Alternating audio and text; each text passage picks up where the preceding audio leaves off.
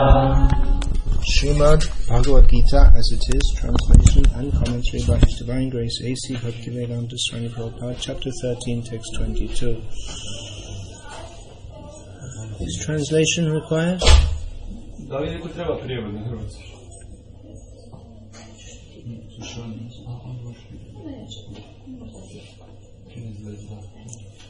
Purushaha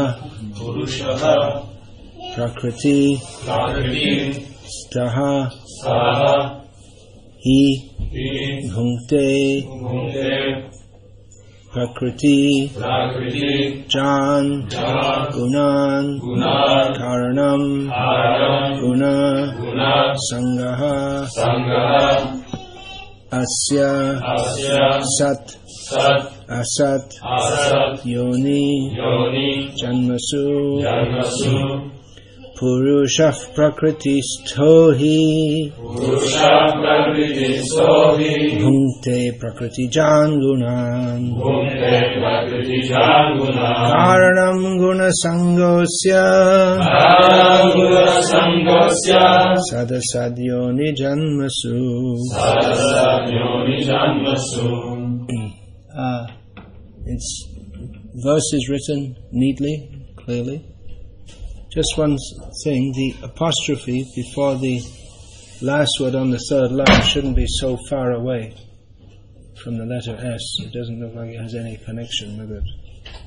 It doesn't make any difference to pronunciation. It just indicates that the first letter of the word Asya has been dropped.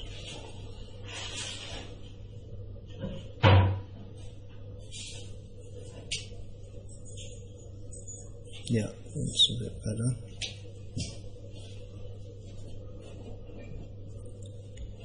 Purushah Prakriti Stohi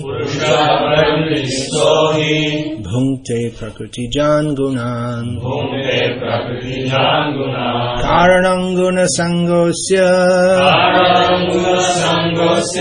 Sadasadyoni Janmasu.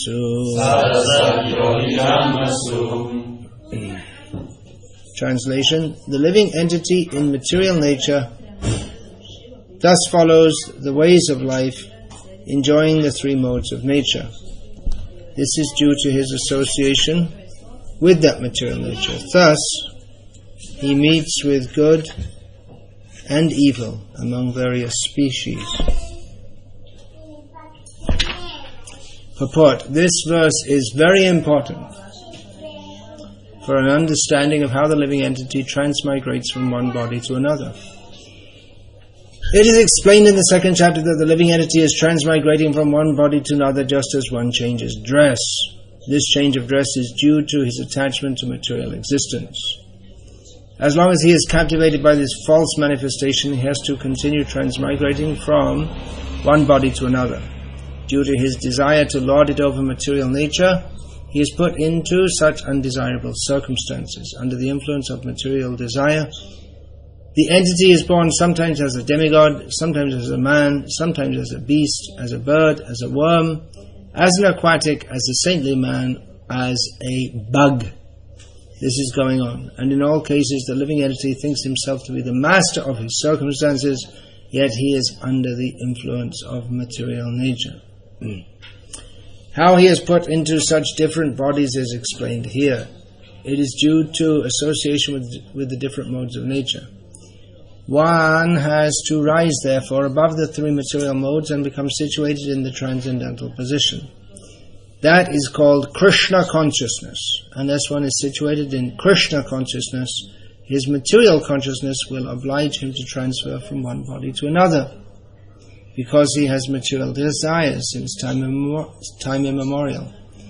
But he has to change that conception.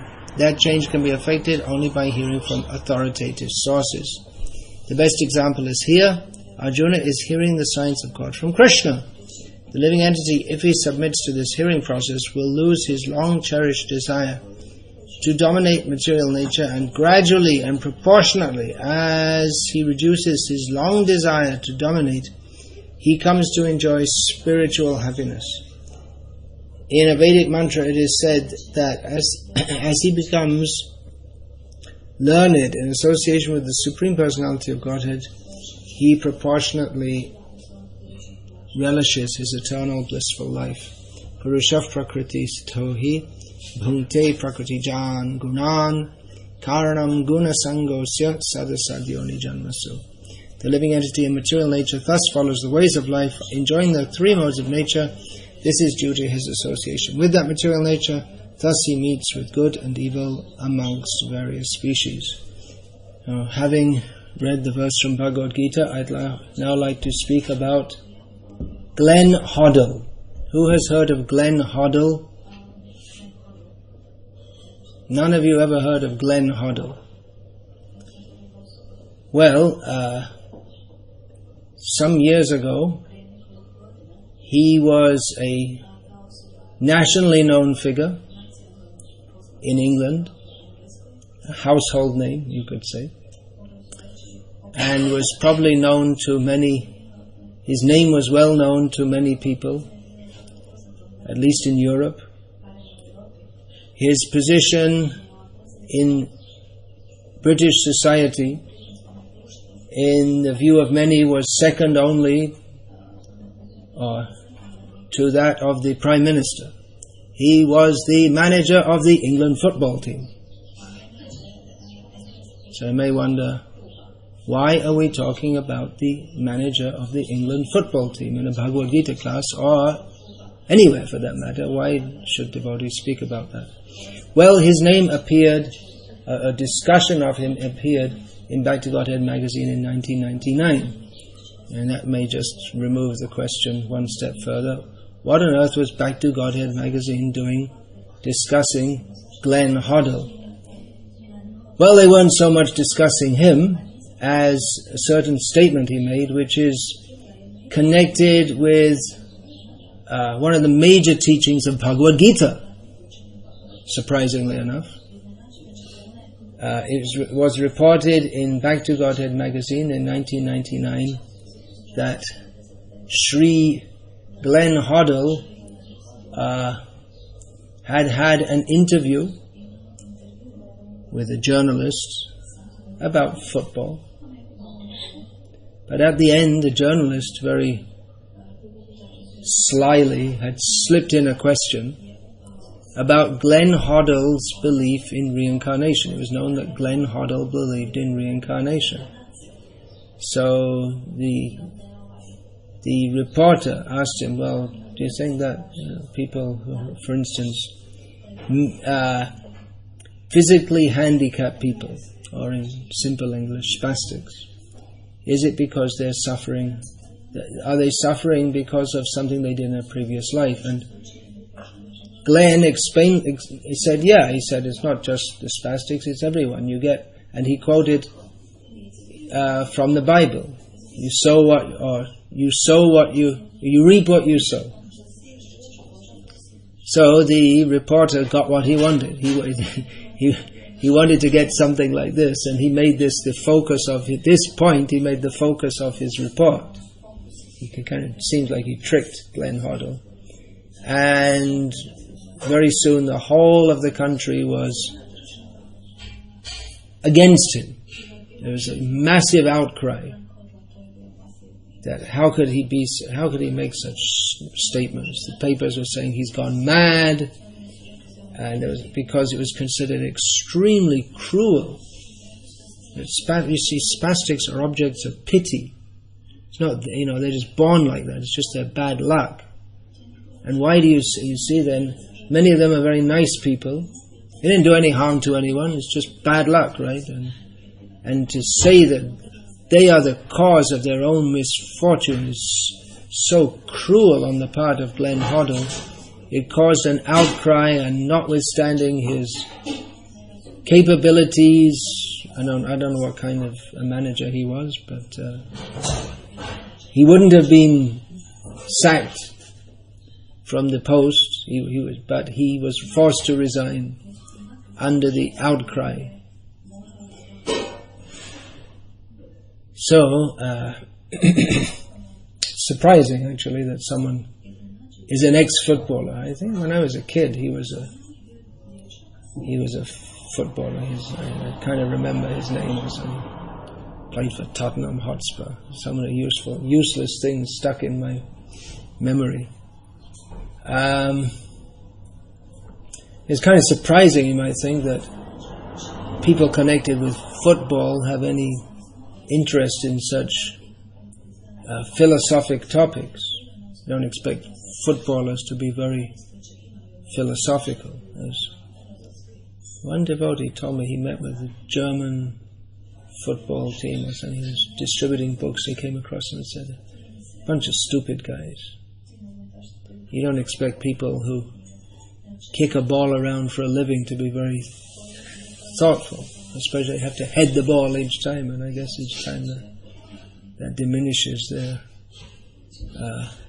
meager stock of brain cells." Of course, other people in the entertainment industry, as it's called, a very broad category, have been influential in promoting a general belief in reincarnation in the Western world. A few days ago I said that it was the distribution of Srila Prabhupada's books that was largely influential in the increasing belief in reincarnation. But someone could challenge that, because I believe even before Prabhupada came to the West, there were some fairly popular books in English, which after all is the dominant world language. Some books about Buddhism had been translated or written by one Christopher Isherwood, and there was a famous book about Zen Buddhism written by, can't remember his name now, but when it was before Prabhupada published or came to the West, because he was well known, and they gave Prabhupada's Bhagavad Gita for review to him. Alan Watts, that's the name, Alan Watts. I read that book as a kid. It was about Buddhism, specifically about Zen. And when Alan Watts was given this book, Bhagavad Gita as it is to review, he became very angry, because he's a demon. He believes in reincarnation, but he's a demon. Buddhism, it's a demoniac theory. And so there have been other books. Lobsang Rampa, is he translated into Croatian? Yes. Popular. All these stories about the Tibetan lamas, which was found to be just completely made up, actually. But he wrote it as if it was some factual experience. And the first massive hit paperback in history was about Shangri-La, some place where it was a novel about some people, they crash in the Himalayas, and some Western people in a plane crash, and then they meet the Tibetans and all that. So there are through books, and then more recently the Zen of motorcycle maintenance, and then so through various books and movies have featured reincarnation. Years ago, there must be many, many more, but years ago, Nrsimhananda Prabhu, our godbrother at ISKCON Television in Los Angeles, made a movie showing how reincarnation is featured in the movies. But this was a long time ago. There must be many, many more since then. I remember there was one clip, it was a comedy, and one man in a bar was explaining to another about reincarnation. He said, see, if you do good works, you get born in an elevated state. And the man saying, oh yeah, like Colorado, right? Because Colorado, the physical elevation is high. And there was a lot of featuring. There was a whole movie made about someone from a previous life, and then they came back in the next life, or something like that. I can't remember. Anyway. Yeah, I remember as a kid also watching on TV some program about some Tibetan guy just passing away and laughing as he passed away and all this. So I guess if it's not exactly the same as science fiction, which is just, well, that also has the effect of making people believe that such things are possible, and this science fiction idea of aliens invading Earth, which was way back in the 1930s or something. That was there was a major crisis in America, a one-day crisis, when they had a radio program about the aliens invading from Mars or something, and people thought it was real. It was 46 was it, just after the Second World War. People thought it was real. But recently, within this year, the most, I guess the most respected scientist in the world at the present time, Stephen Hawking, said, well, it's almost certain there are aliens out there. So it's become accepted science. But there's a difference between that and reincarnation, or belief in reincarnation. I'm just comparing them because they're new concepts for the Western world, and at one time considered bizarre. But there's a difference in that reincarnation is the accepted, or it's the basis of a worldview accepted by a lot of people. Hindus, Jains, most Hindus believe in reincarnation. Jains, Buddhists, Sikhs. That's a lot of people.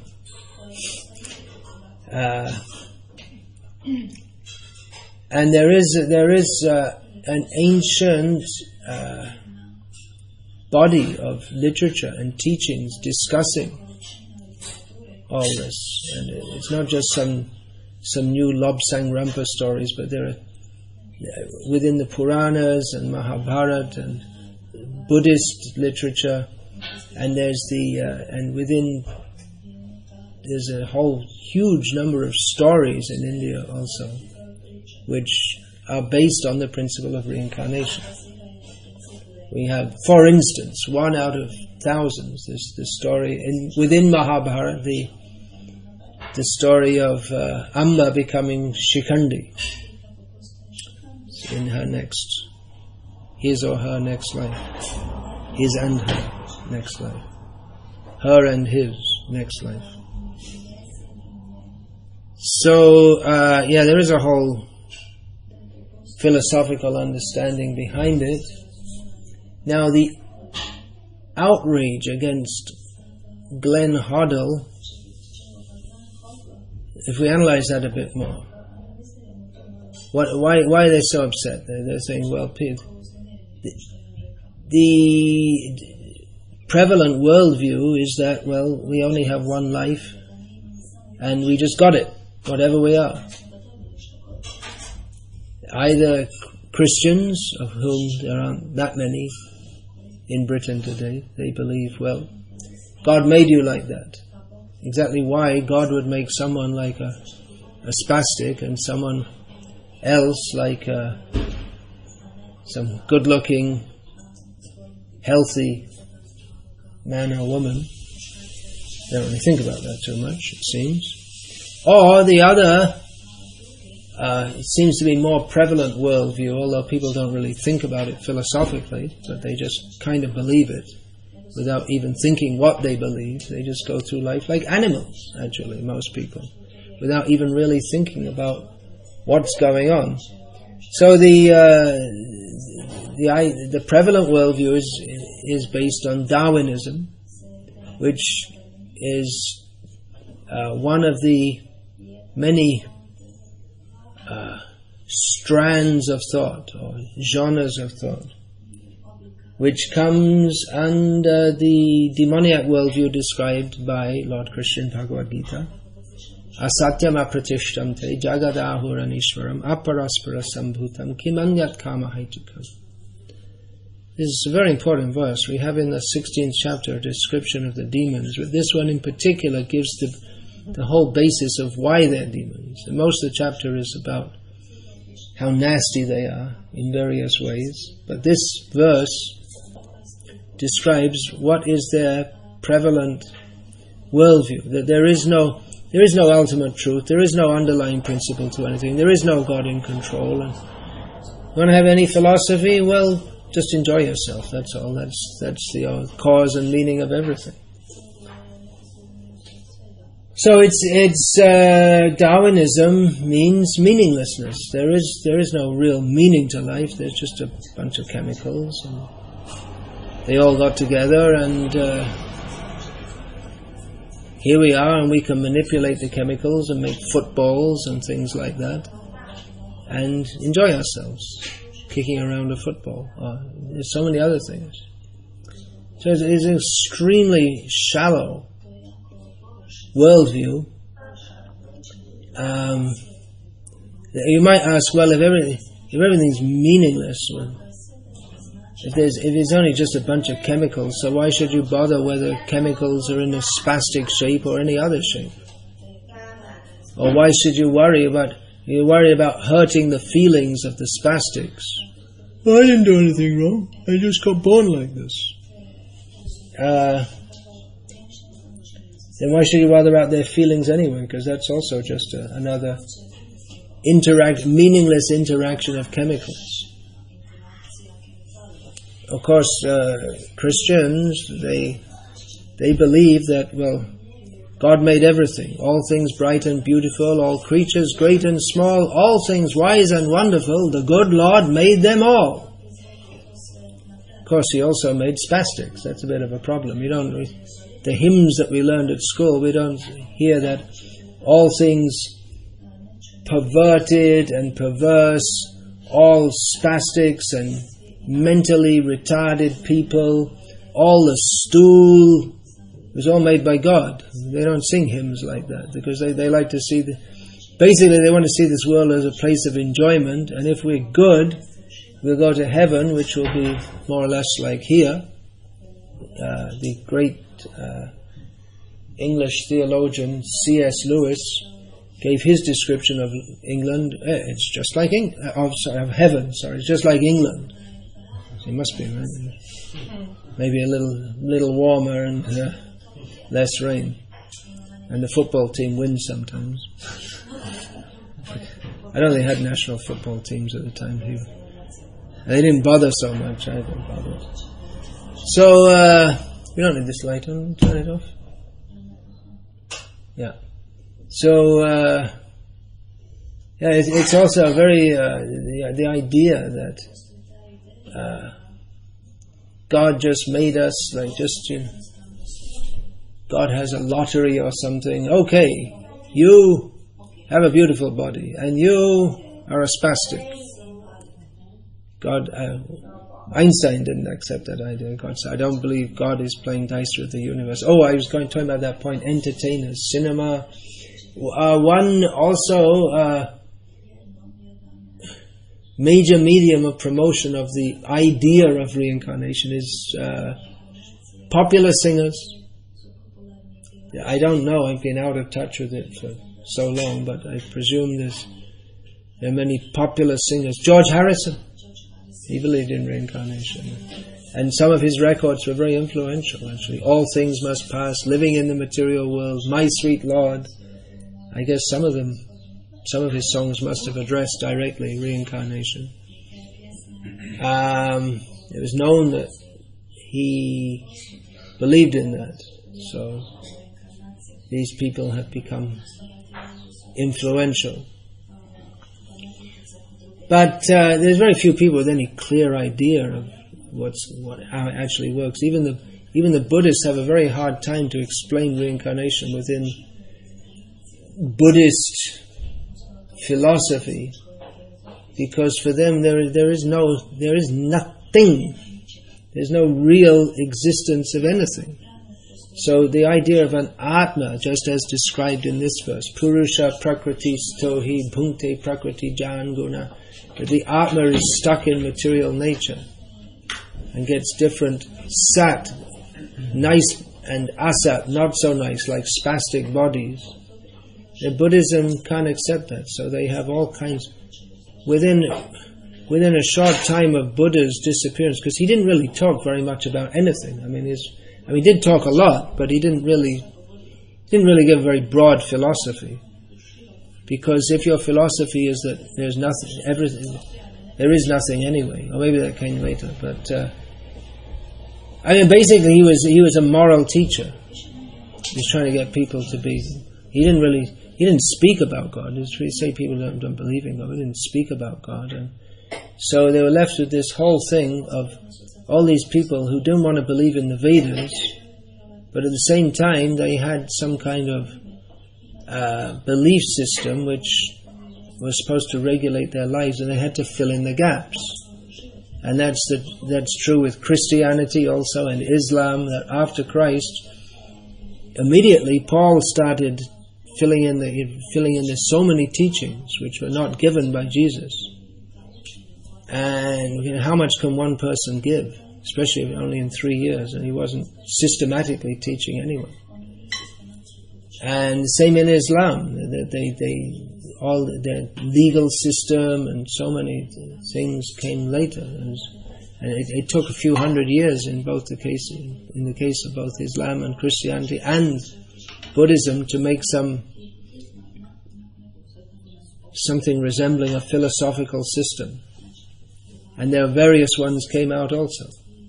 Whereas the Vedic literature, the Vedic culture is different, because it didn't begin at any particular point in time, and has from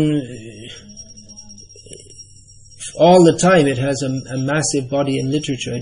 It's not founded by any one particular person, but just like Prabhupada came and taught, and even though he didn't teach every single facet of philosophy or how to live life, which is, it's a huge, there's so many points, but he gave us the background. There's the Vedic literature and culture, Guru, Sadhu and Shastra. So just like, for instance, someone asked me the other day, is it sinful to feed toddlers grains on Ekadashi?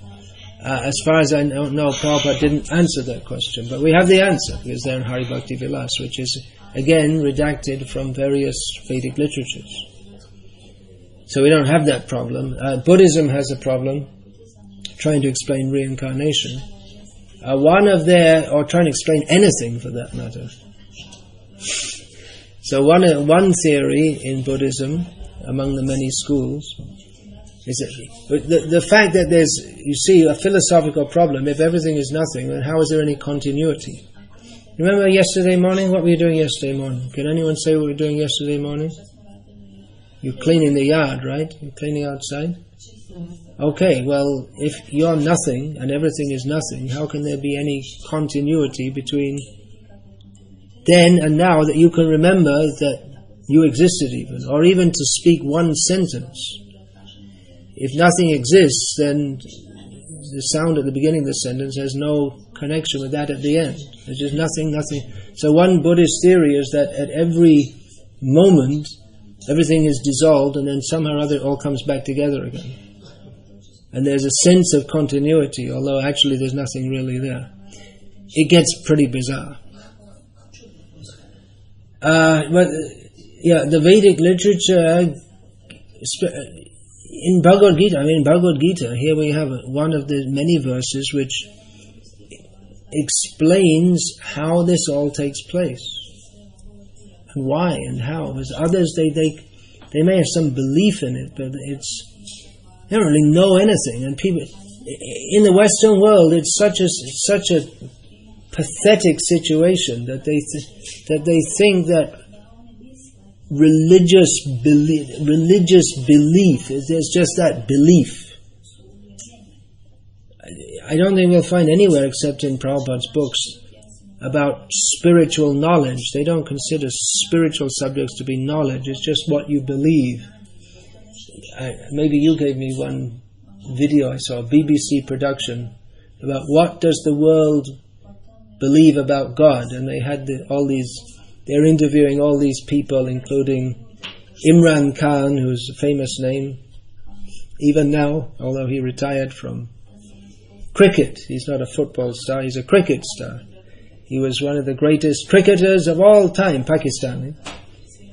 but he's a politician also, so he's still in the news now and then.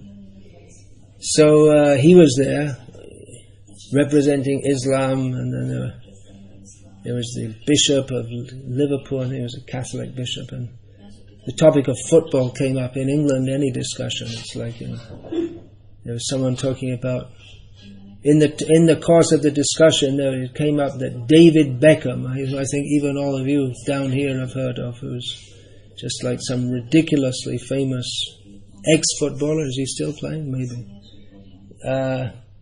They rated him, about 40% of the people in Britain rated him higher than God, something like that.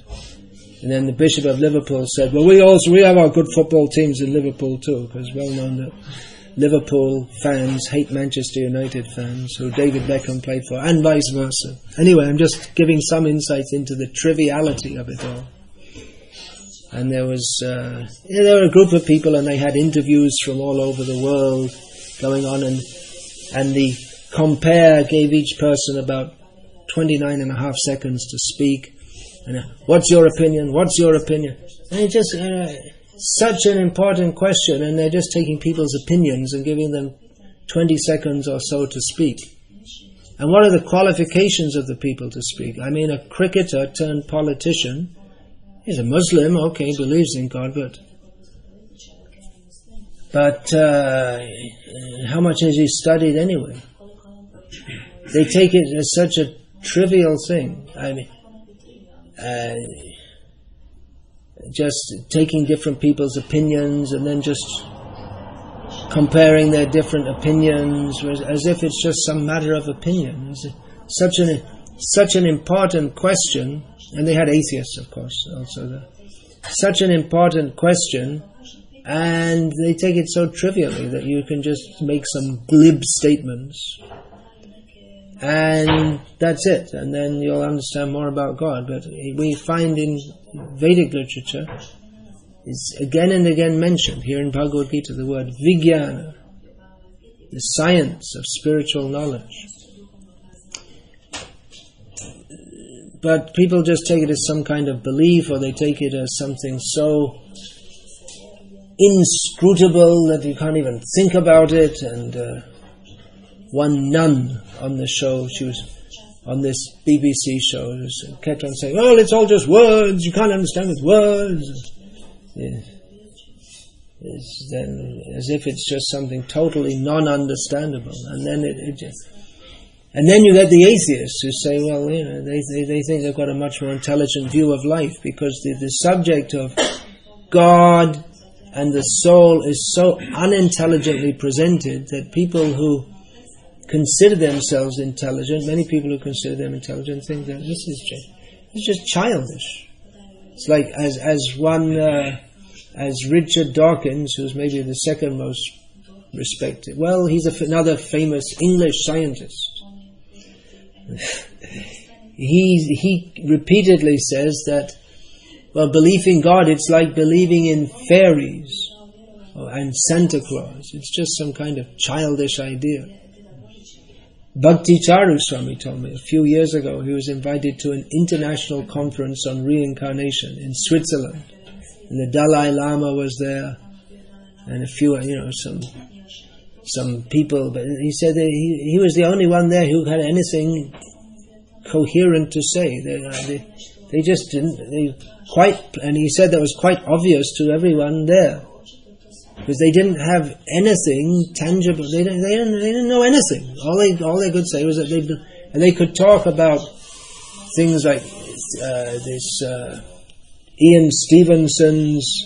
Dr. Ian Stevenson's experiments, which, if people were actually open-minded scientists, they'd have to admit that Dr. Ian Stevenson, who's now taken another body, he died a year or so ago, he had turned up enough evidence to give a good scientific background, or to make a plausible case, a highly plausible case for the reality that reincarnation is a reality.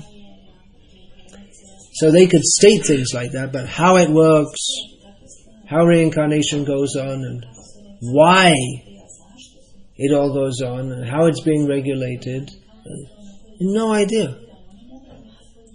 Buddhism, the philosophy of meaningless, it's self-defeating if you try to explain systems.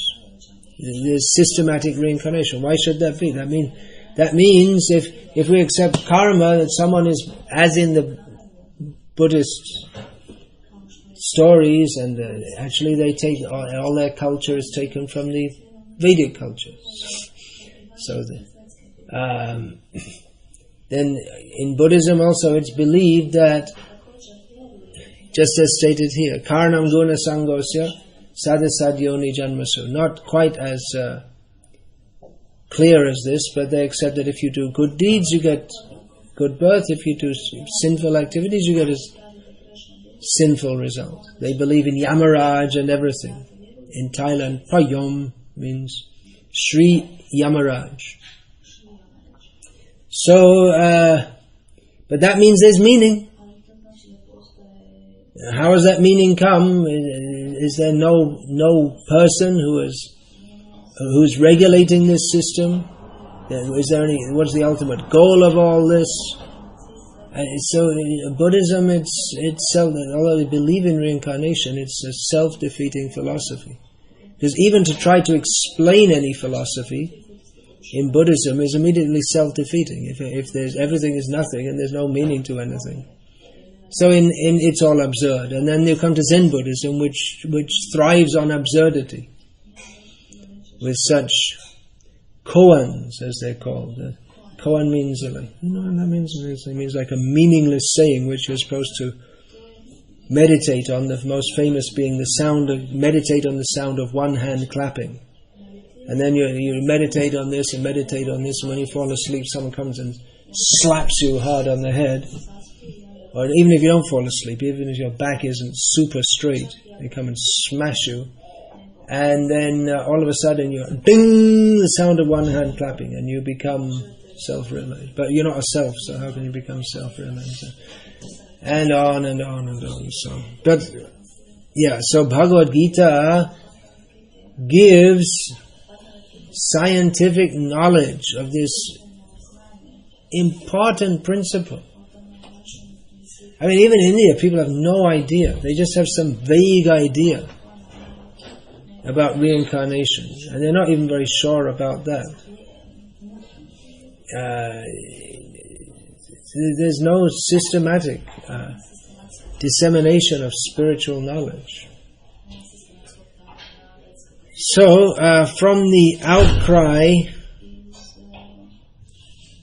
against Glenn Hoddle, we can understand what a difficult job it is to educate these mudhas. They don't like the idea because the idea that they are responsible for their actions is frightening to them because they're so irresponsible in the way they live. It seems that they're being nice. That, no, it shouldn't be bad to Spastics, but they don't know what it means to be nice. Their niceness, their so-called niceness, is based on ignorance, and no one can properly help others if they're in ignorance. Again, that's why. Another instance is the passing away of this Mother Teresa, who I've spoken about many times because it irks me that Mother Teresa is so much praised as a great saint when she was an ignorant, meat-eating person who was who was trying to convert people from their acceptance of Chaitanya Mahaprabhu to being meat-eating Christians. I mean, the Bengalis are mostly meat-eaters anyway, but that was her ultimate aim. And so, it's like they think someone who's helping the body is a great saint, even if they're killing every day, eating bodies that have been slaughtered. And they don't even want to listen to any reasonable philosophy explaining how the universe is not meaningless and that people are spastics. They got that because of some misdeed in their immediate previous life, or maybe previous to that even. So, it's not going to be so easy, but it is possible by especially by the distribution of Srila Prabhupada's books, and we should teach these principles also. Srila Prabhupada went on teaching these principles, because if people can't understand and accept this, then their life has to change. It seems that even many of our own devotees, supposed to be, they also don't really understand or accept this principle, otherwise they wouldn't live the way they are. We are concerned that devotees are promoting all kinds of non-Krishna conscious modes of behavior and beliefs in the name of Krishna consciousness. So they say it's okay, it doesn't matter, but it just shows they don't really understand the purpose of life and the seriousness of it. They're not really convinced that we're not the body. They put so much emphasis on the body and bodily enjoyment and being nice on the mundane platform. So, yeah, if this is systematically presented, then the religions based on ignorance, Christianity, Islam, Judaism, Hinduism, they also don't know about reincarnation. They have a vague belief in it. Buddhism, they're all based on ignorance actually. So when real knowledge is promoted, then these glowworm-like religions their influence will automatically diminish. Tesham adityavajjnanam prakashayati tat param. Just like when the sun rises, then everything can be seen. So when the sun of real knowledge arises, then people can see what is the actual situation. So these, as Srila Prabhupada said, within 50 years these cheating religions will be finished. He also said that this scientific cheating will be finished. So that will come about by distribution of Srila Prabhupada's books. Prabhupada was convinced of that, and it's not just some kind of fanaticism on his part. That distributing these books will have a tremendous effect in altering the way that people view the world, and then naturally their lifestyle will have to change also. People won't remain meat eaters if they know they're going to become slaughtered themselves in the next life. Actually, I've been thinking quite a bit about preaching among Muslims. We don't think much about that, do we? Islam is a major rising force in the world. But books like The Higher Taste, maybe not exactly in that format, but maybe adjusted a little bit to different cultures. Like in India, we should have that book in Tamil, a similar book, but it's adjusted to the circumstance. Well, first of all, but especially in Muslim countries, because many of the reasons that people become vegetarians, mostly not for spiritual reasons, but for health reasons. And there's plenty of evidence that meat eating is not good for health. So I feel it's like a very, what's the word,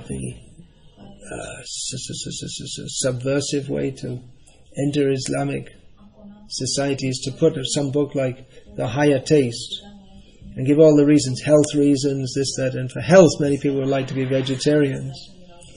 But then give the religious reasons also, what we call, and state your karma and this and that, and Bhagavad Gita.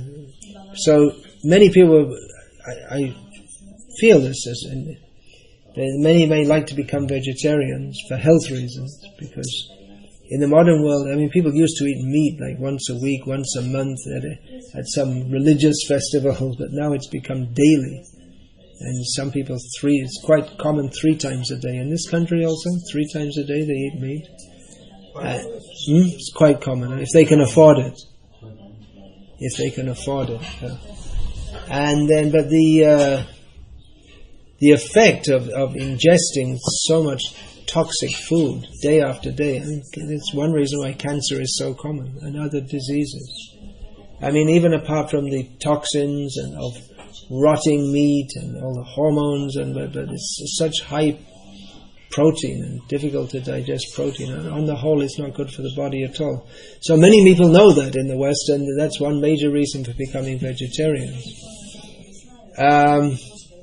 But then so many people in Islamic, this is just some kind of theory I have, but it's difficult to preach in those countries, no doubt, but you could, or in those communities, the Muslim communities, but if that's introduced, along with that the concept of karma can be introduced, and actually when people become vegetarians, then it becomes easier for them to understand these things, because as long as they're meat eaters, they're grossly sinful, and they can't even begin to understand these things. And that would also give them some idea that there is religious culture which, when you become a vegetarian, you can understand how much better it is than being a meat eater. And when they see the whole Islamic culture is based on meat eating, it's like an intrinsic part, and there is spiritual philosophy apart from that, then I think it's a very good way to enter an otherwise very difficult field. Okay, so there's a few thoughts on Karanam Guna Sangasya Sadasadyoni Janma, so how we get different bodies. That's described here. How the spastics become spastics is described in this verse. So you may have thought, well, I started off talking about some ex-football coach, but it wasn't that age. It was just reading the verse and then just talking about whatever I wanted to talk about, but it is all connected. And it is interesting also, there's a BTG article, that Srila Prabhupada, he started Back to Godhead with just this kind of article. He'd pick up something from the news and then comment on it on the light of Bhagavad Gita. So that's another thought. It's a very good way to preach, that people are interested in the news. Not everyone, but many people are interested. Actually, everyone's interested in news. Not everyone's interested in the political news, but many people are interested in the sports news. Someone told me, was it in Croatia, there's a daily sports newspaper? You told me that. Just for sports. At least when I was a kid in England, they didn't have daily sports news, although in certain papers, about half the paper is taken up by sport. This is going on for 40 years. For 40 years they have a sports paper. No wonder. Actually two. It's two sport daily news. Two sport newspapers. One was here in Zagreb. One was in Belgrade. Yeah. So I mean, it's pretty difficult to relate sports issues. Spain won the World Cup football. Prahlad Nanda Maharaj. See, he's got no interest in it whatsoever. I can tell that for sure. I mean, apart from being an ISKCON sannyasi, he's from America. And in America, what do they care about? Soccer. But he knew he knew all about it. You see, you just can't avoid it, right? It's just like all over. I stopped reading the newspaper because it was just all the World Cup. But I also found out, because after it was over, I again opened the newspaper on the internet and it says something like Spanish heroes return home to tumultuous welcome or something, and I understood they won the World Cup. So it's pretty difficult to link all that to Krishna consciousness, and it's pretty dull. But there are issues like there are many issues, just like ecological issues. In America and Britain, many people are they're not at all happy that their countries are sending, or they have troops in Iraq and Afghanistan. They're not happy with that. What right have we? And our men are getting killed, and we're paying for it. Huge amounts they have to pay. And then there's the whole economic wind down that's going on. So there are many things that devotees can comment on in a way that can, but with a completely different angle. Totally different. So that was one technique that Srila Prabhupada adopted for preaching. So there's a few thoughts on Glenn Hoddle and the problem of spastics. Why are there spastics? There can't be any God. If there was God, He would never have made spastics. No, there must be God. We believe in God. But He made everything. Why did He make spastics? Don't know. There's nothing else to say. We can give a different answer. Better answer.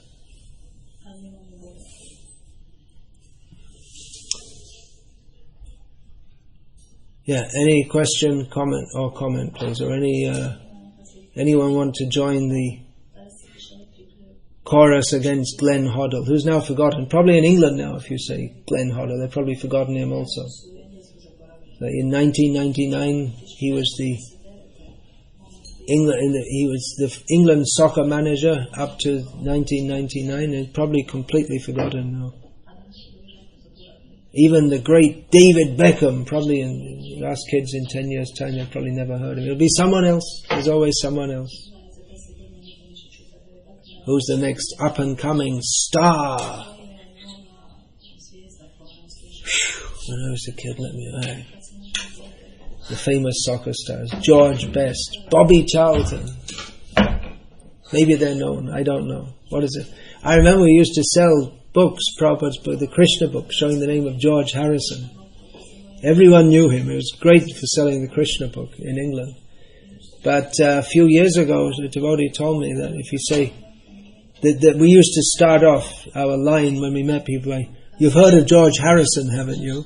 And of course they all say yes, because they all have and they all like him. So immediately you get a positive. You know, when you're selling books, you have to give questions to them. They keep on saying yes, yes, yes, yes. So when you say, "Well, take the book and give a donation," they also say yes. It's like they're in the mood of saying. But one devotee told me, you asked the kids in England, this was like 10, 15 years ago, "You heard of George Harrison, haven't you?" "Who? What?" That's the way the entertainment industry works. As long as you're entertaining, then as long as you're active and you're popular, then you're known. And then after that, forgotten. That's all. And they need ever new heroes. We have a Nitya Navayamana. Krishna is always fresh. He doesn't grow old. He doesn't die. He doesn't become unpopular, except among mentally retarded people. Yeah, so anything. Yes, please. Christians' idea about spastics is even more bizarre, because they say they say. The parents are actually guilty. The parents are guilty to have children like that. They did something wrong. So the Christians also believe in karma in this life. It doesn't all depend on your... It doesn't all depend... It doesn't all depend... What's that? The family is condemned, like that. The whole family is condemned. But you get good Catholics who give their money to the church every Sunday. Explanation I heard. And they also have spastic children. Then it's a test from God, like Job, right? Yeah. Just to prove, you have in the Bible, just to prove what a great devotee Job is. Then God gave him one trial after another.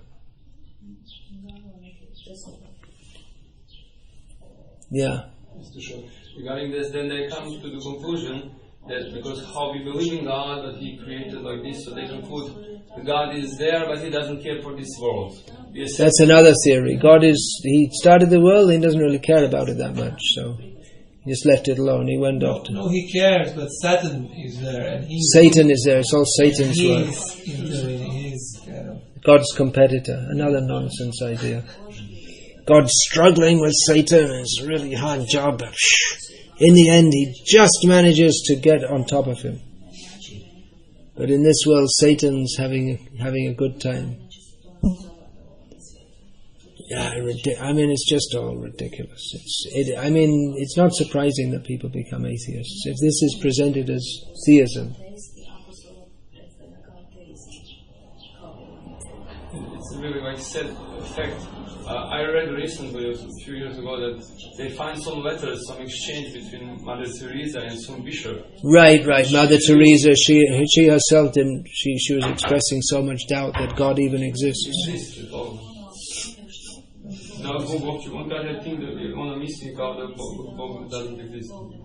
That was her private. She had like her counselor, and she confided to her counselor that she wasn't really sure whether God exists or not. And she's saying, after seeing that mass in Calcutta. No, Calcutta always made me. I lived in Calcutta. I was in and out of Calcutta for years, and always gave me great faith in God. I mean, such a chaos and how it goes on day after day.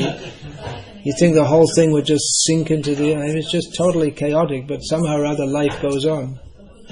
So for me, Calcutta is a great proof of the existence of God. There must be someone up there who's holding it all together. Otherwise, it's bizarre, you know. The telephone doesn't work. If you can get through, then the operators.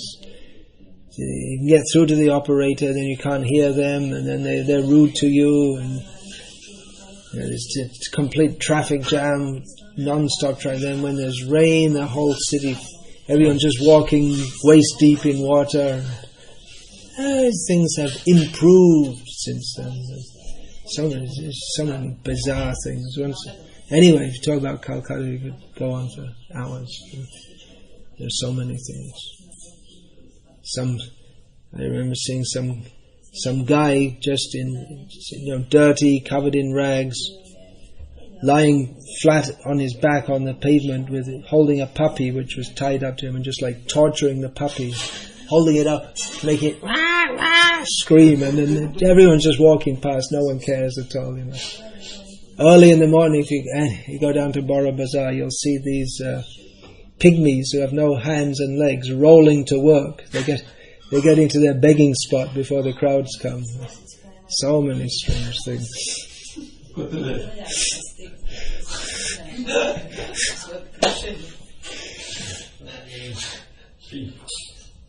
So many strange things.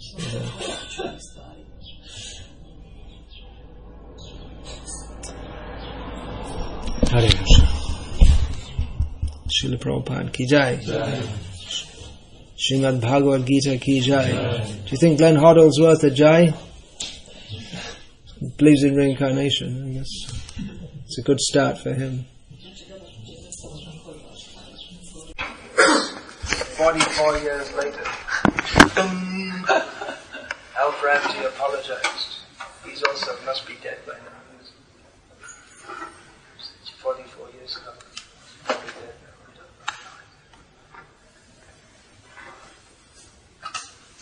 Our Gopal Bhatta last year distributed some books to recently. Also that period, 1990s. When was it? 2000. There was a World Soccer Cup. There was a Gopal Bhatta. Which Gopal Bhatta? Your disciple. Croatian. He was a Croatian player, and he was like the best player known in the world. In India, everybody knows about him. Really? Davor Šuker. So he distributed books to him. Go to West Bengal, some remote village, and then offer him. I was shocked by that. He's from a remote village, that guy? No. You go to West Bengal in a remote village. They know. The guy approached me and said, Sugar. You say you are Croatia. Yeah, you say you are from Croatia. Oh, Davor Šuker. Or Goran Ivanišević, this tennis player. So this Davor Šuker, so Gopal Bhatta said that this man was like complete, stupid guy, redneck, just. I remember in Bangladesh, it was like I don't know about in the villages, but like they were mad over Maradona. Yeah. He's awesome. Bangladesh. It's crazy. In Los Angeles, for years they were working the LAX airport. And about all the time, it was just very common. They'd meet celebrities, Hollywood celebrities, and film stars, rock stars. It was just like almost daily. And politicians, all kinds of famous people. They'd give books to them if they could, because they all have bodyguards and they don't generally let you get close. Muhammad Ali was one. They gave him a book and everything. So many. The airport distribution. But when it began, the airport book distribution, it was like the higher class of society. It was called the jet set. But then in America now, it's just normal. Everyone flies here. If it's more than a... Well, still some people drive long distances. There's not any cheaper to drive. We had this Bhakta Milenko. Right, he was a football player. Was he a Croatian national team? Well, he wasn't, but he was quite famous. He was playing in the first league. In Italy? He was playing in Italy and then he came to Croatia. He was in the first league in Italy? That's... Yeah, Sampdoria. Anyway. One of the... anybody else? I remember there was one Liverpool football player who was doing a university degree. Well, he was like 20 years old. And he was doing a degree and playing for them. It was like big news, a footballer getting a degree. It's like, because you just expect them to be stupid, right? Yeah. But in America, they have sports degrees. If you go to the sport, you go to university just to do the sport. And you get a degree for being like, I don't know. They have this here also. Yeah, we have also social. They call it university degree, at least you don't get a degree for playing tennis or something. It's supposed to be something. Well, I guess the brain is also used to some extent in sports, right? It's not really intellectual, is it? Hare Krishna. 2-3 days back, there was a kind of sensational news in Indian cricket team. Some devotee sent a mail that India was about to lose the match, and this fellow was always played in crisis, and then he brought, he made the Indian team win the match, and the post in the interview he said that Sai Baba. Was it? He said that I always read Bhagavad Gita. It became a sensation. Some devotee said we have to go and then give Bhagavad Gita. Who was that? What was his name? His name is V.V.S. Lakshman. From South India? He's from Andhra, Hyderabad. It wouldn't be surprising if Bhagavad Gita as it is, because it's far the most distributed. In Andhra, Bhagavad Gita as it is, and then there's some Sundar Chaitanya's Bhagavad Gita is very popular there also. Some Mayavadi. Gita Press is also. Gita Press, yeah, I'm not so much in Andhra, so how widely distributed it is. But many people read Sundar Chaitanya's Gita Makarandam in Andhra. But definitely Prabhupada's Gita as it is widely known in this Ambani, who's the older brother? Mukesh Ambani, I think is the older one. Yes, yes. So, he lavishes gifts for his wife. He gave her a jumbo jet or something as a birthday present. And then she wanted to have an edition of Bhagavad Gita to give to all their friends, but they approached the BBT to publish like a super edition with gold binding just for them, like 1,000 copies or something. And then Bhima asked her that why this edition of Gita. He said, well, if you think of Gita, it has to be Bhagavad Gita as it is. That's what she said. That's what Bhima told me.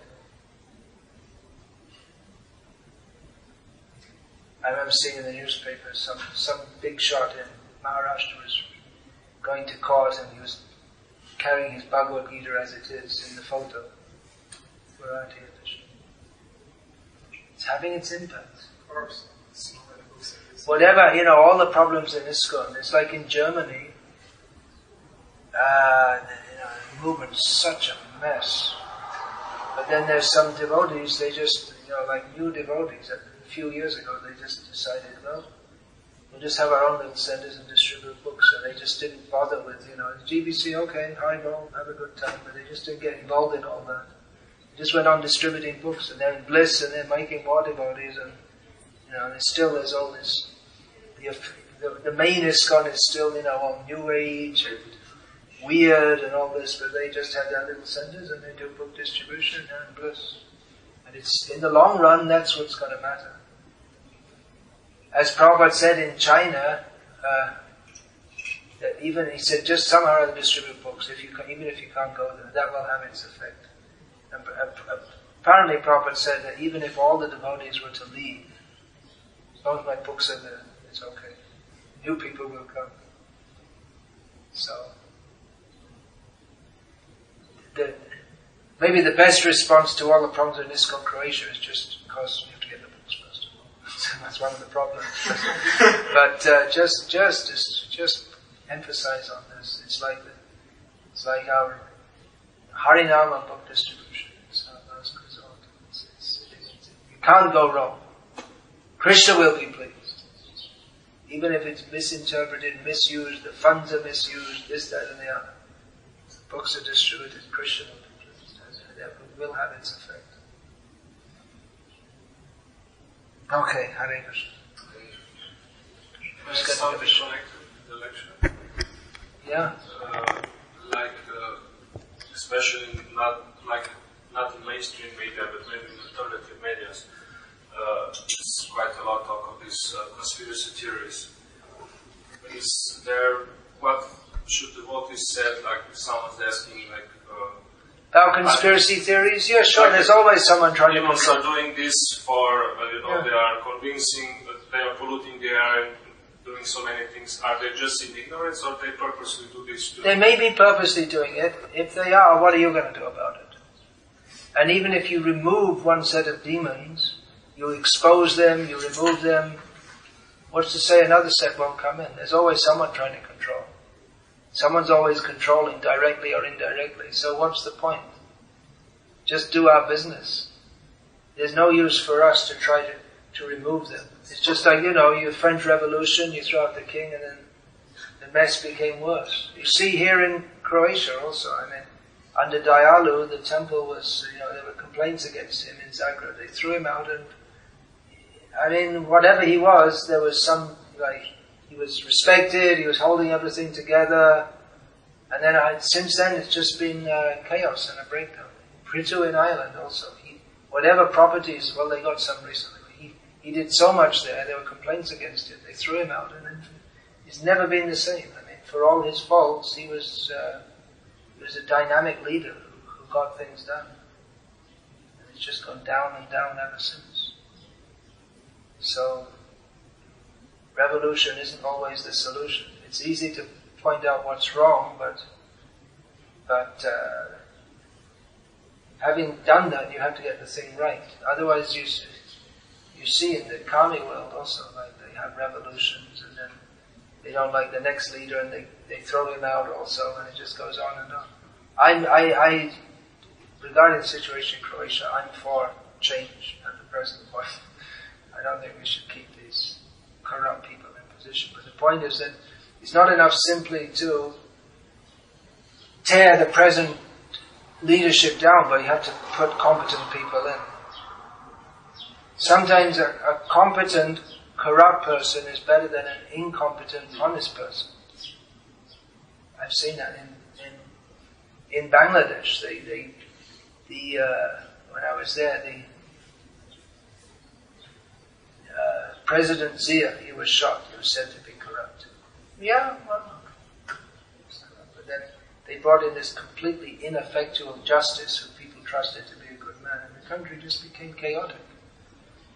At least when Zia was there, he was managing the economy, and it was some kind of law and order. But then afterwards, there was this weak person, well-intentioned weak person, like Jimmy Carter in America. He was well-intentioned, nice guy, but weak. And he didn't serve America's interests as well. Leader needs to be strong.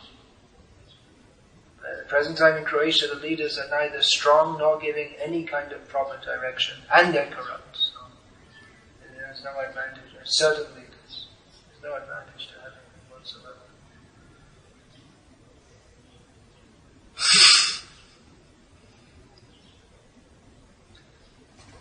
All right, Hare Krishna.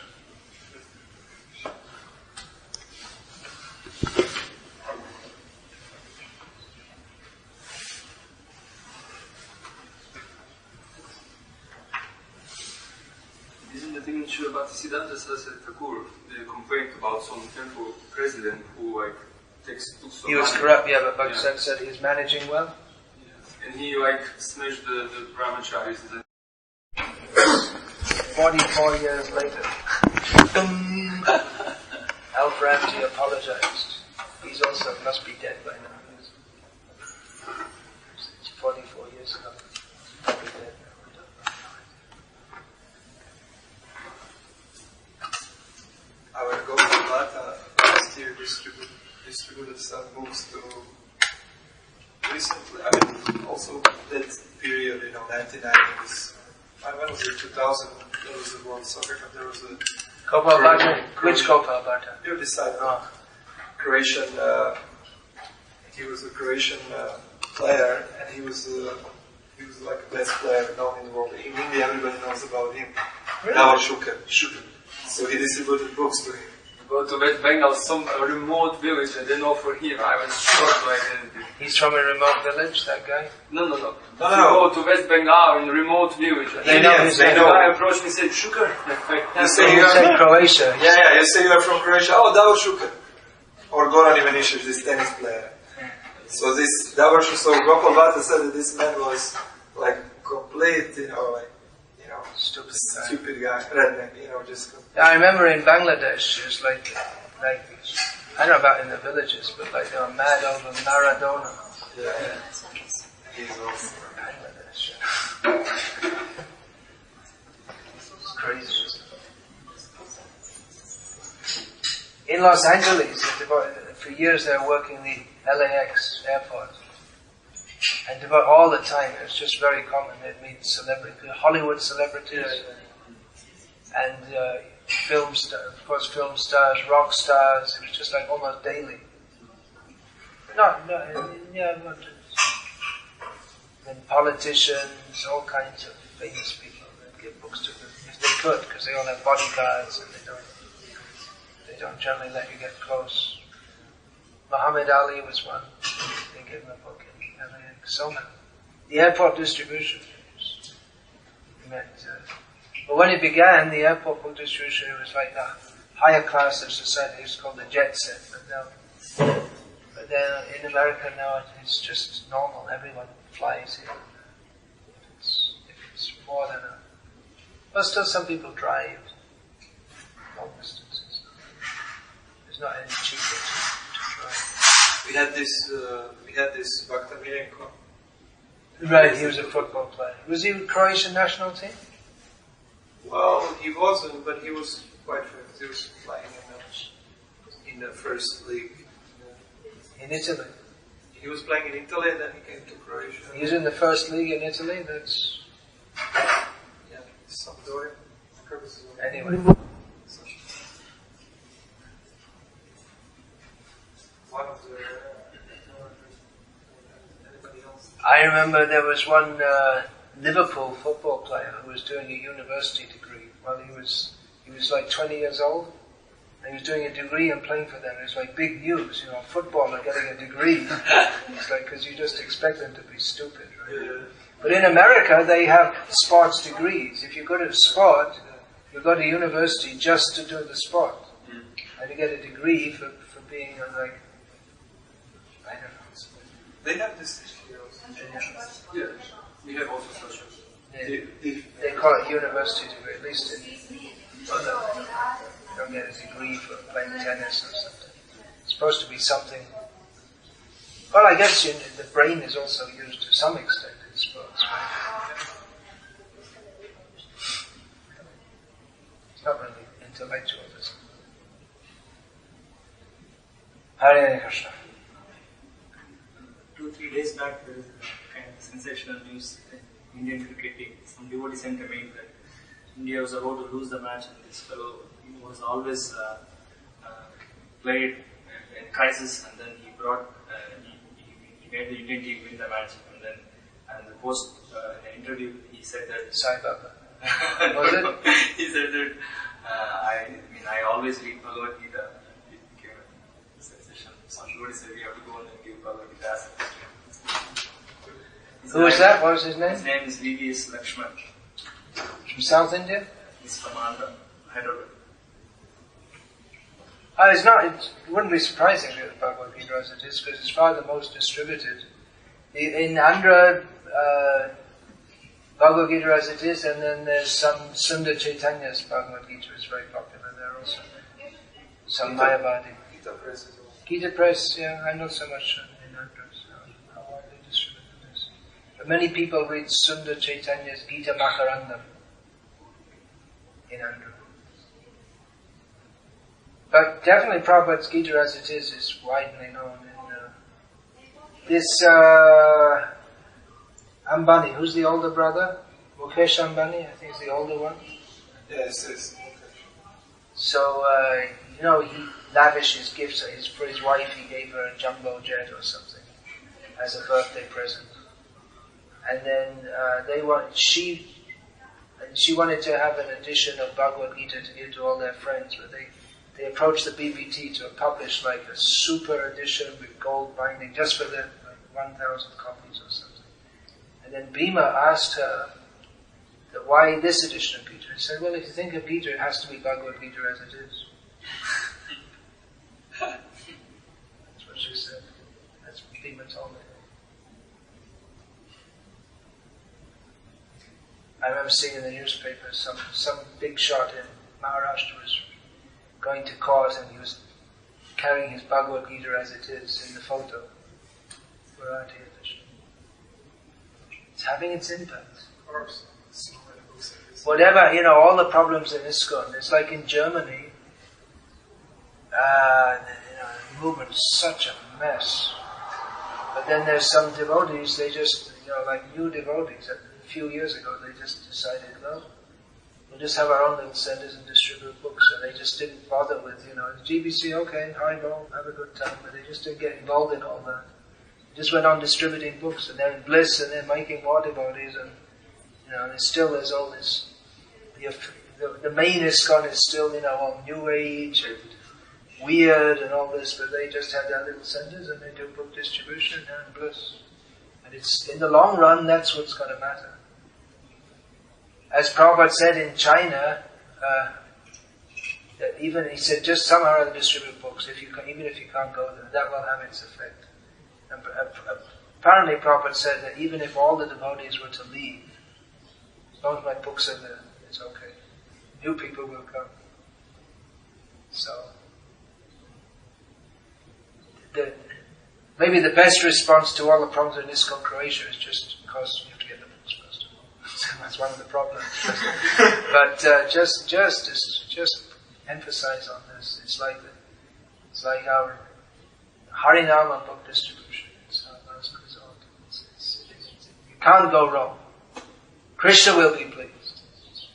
Even if it's misinterpreted, misused, the funds are misused, this, that, and the other. The books are distributed, Krishna will be pleased. That will have its effect.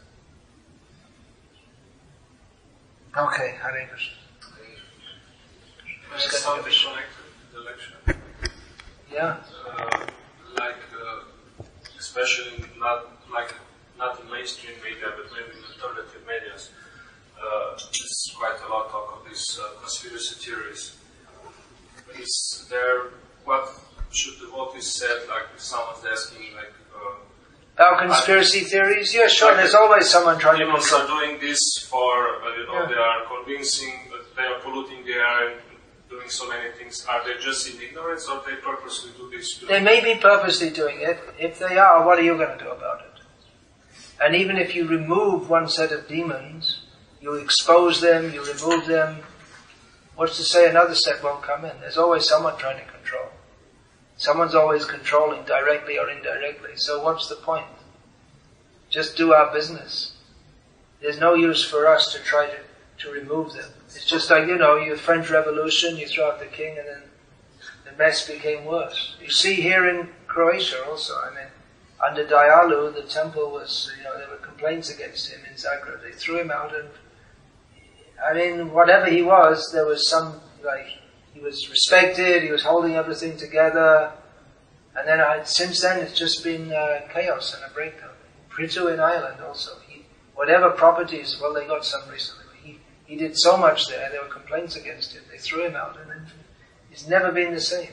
For all his faults, he was a dynamic leader who got things done. And it's just gone down and down ever since. So, revolution isn't always the solution. It's easy to point out what's wrong, but having done that, you have to get the thing right. Otherwise, you see in the Kali world also, they have revolutions, and then they don't like the next leader, and they throw him out also, and it just goes on and on.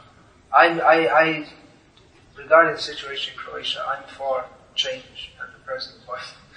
I don't think we should keep these corrupt people in position. But the point is that it's not enough simply to tear the present leadership down, but you have to put competent people in.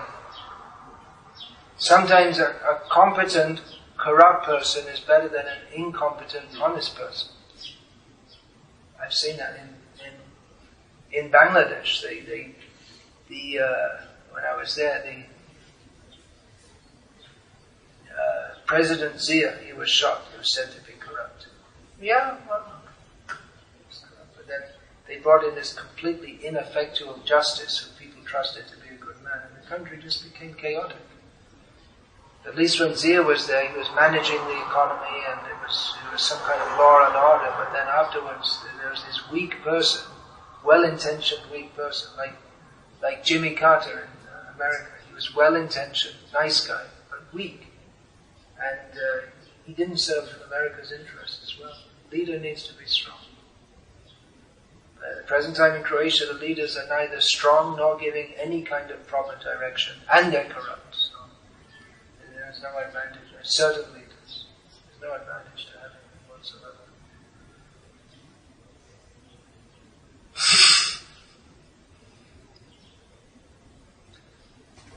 All right, Hare Krishna.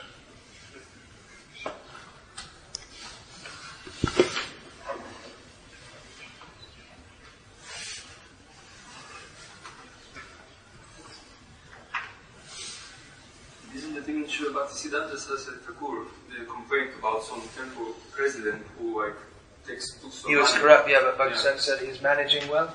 Yes. And he smashed the brahmacharis and sannyasi who complained, but Yeah. it's not your duty to take care of this and